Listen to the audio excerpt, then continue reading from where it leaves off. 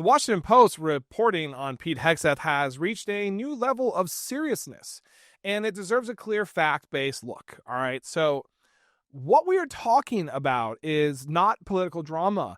This is about whether decisions made by the Secretary of Defense, a position responsible for the entire U.S. military, may have crossed the line under both the U.S. and international law. The Post confirms that senators from both parties have begun raising questions quietly, but directly about whether certain actions taken under Hegseth's watch could rise to the level of war crimes. That is not a word any senator uses lightly, by the way, okay? And when you have Republicans and Democrats asking the same questions, it means the issue goes far beyond politics, okay?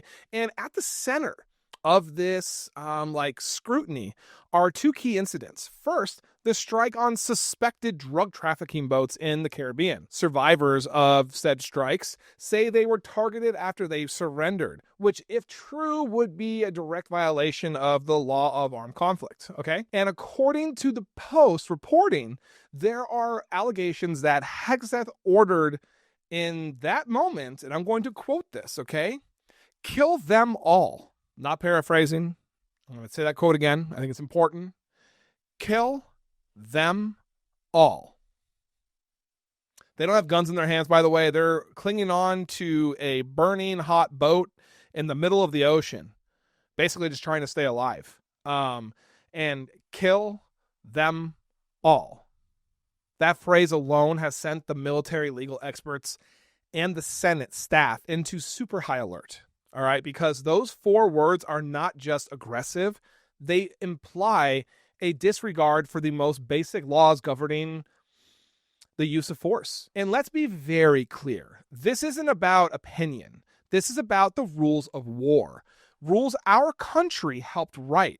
Rules that every single U.S. service member is trained on from day one. Rules that exist to prevent exactly this kind of scenario. If the Secretary of Defense issues an order that ignored those rules, that is something the Senate is obligated to examine.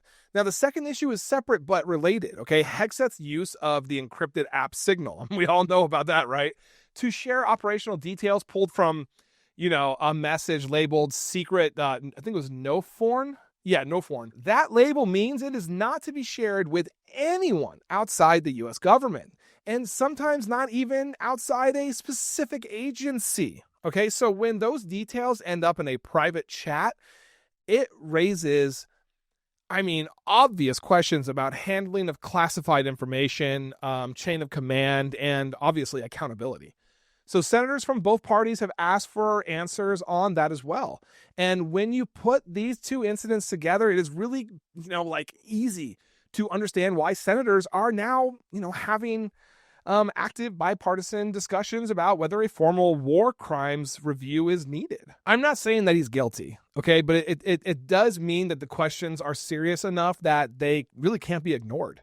And when the Washington Post confirms that these discussions are in fact happening and backs it with, sources and documentation, it means the country needs to pay attention. We should also acknowledge the obvious here, okay? It is extremely, extremely rare for members of the Senate to even, enter this territory with a sitting Secretary of Defense.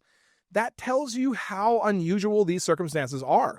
And if anybody ever needed a reminder that oversight still matters in this country, this is unfortunately it.